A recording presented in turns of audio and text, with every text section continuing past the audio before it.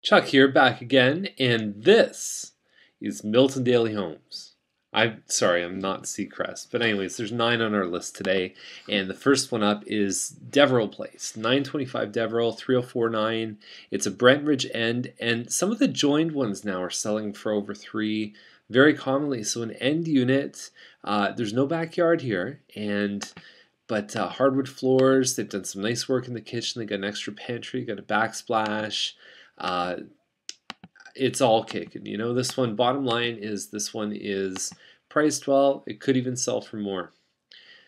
Nice one there. So 100 mil sites, SS8. What is SS8? It stands for Sky Suite 8. So I believe that's the penthouse. I believe it's on the upper level here. And I would like to see the view on this one. Southwest view.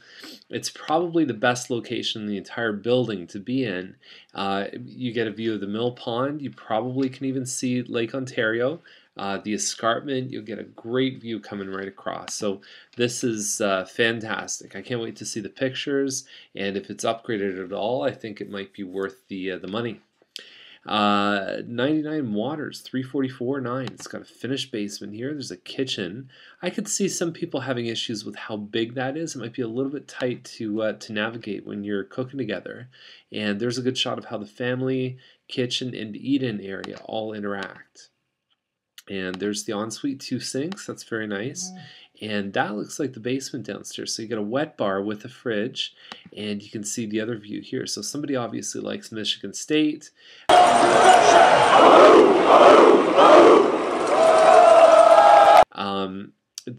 Yeah, everything's looking really good. And price, I think it's okay. I think they're sort of within reason. It might be a little bit high for the area, but I think it has a lot of good things in it too. If you notice, whenever I make a comment, there's always a but attached to it.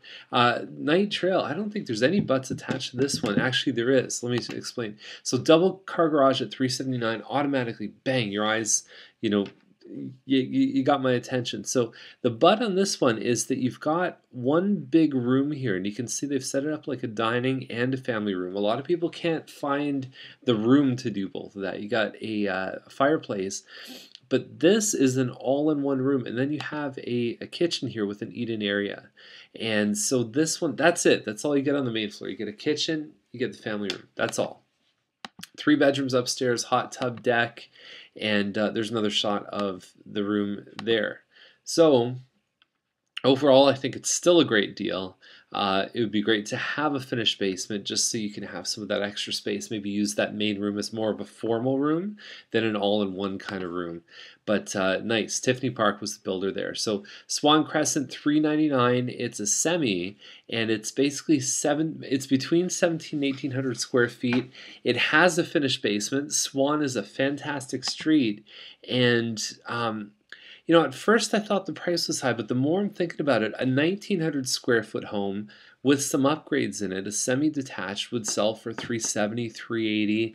So this one with the finished basement and some of the stuff they've done, crown moldings, granite countertops, they've done a lot of stuff, and it backs onto a park, which is beautiful. It's a great little location in the first phase of Mattamy, and they could get it. I mean, there's a lot of stuff that they got kicking in that home. Now, Holloway is the next one, so you can see that it's a huge premium lot here. It doesn't even say the dimensions. And when you look at this one, so Main Street is right here, all right? So you have a big lot, but that's only because you're siding onto Main Street. I don't think that'll be a big deal. It's not the same as Derry. It's not the same as Thompson. You're not seeing nearly the same traffic there that you would with those other streets. And so there's the front room there. Heathwood, again, I like what people are doing with Heathwoods lately. They're asking reasonable prices for the upgrades that are done. When they were first finishing and closing and people were putting them back up for sale, people thought the Heathwood homes would sell for $50,000 more than what they, just because they were Heathwood, and it didn't happen. So these guys are being pretty realistic. Although a townhome at $419, the same thing we were talking about yesterday with that home on Lamont, really tough. It's a challenge. You got arrows in your back when this would be the highest townhome sale ever in Milton. So I have no doubt it's good. I just don't know if who's going to write the check for it. So there's that one there. 250 Fleming is the next one, 569. We're taking a bit of a jump in the price. And when you look at this one here, there's nothing wrong with it. They've staged it pretty well. You know, all the cabinets are kind of basic. Like, it kind of looks like a home. Like, this home's maybe, you know, 6, 7 years old. It looks like it's maybe 15 or 16 years old. And what they are competing on, and I think they've done it really well, is value. So you're 3,100 square feet plus a finished basement at 569. That's where the value comes in. So you can always stain these cabinets. You could turn them white. You could turn them to a darker stain. You can replace floors, all that stuff. But I think that for the size, it's one of the best deals out there.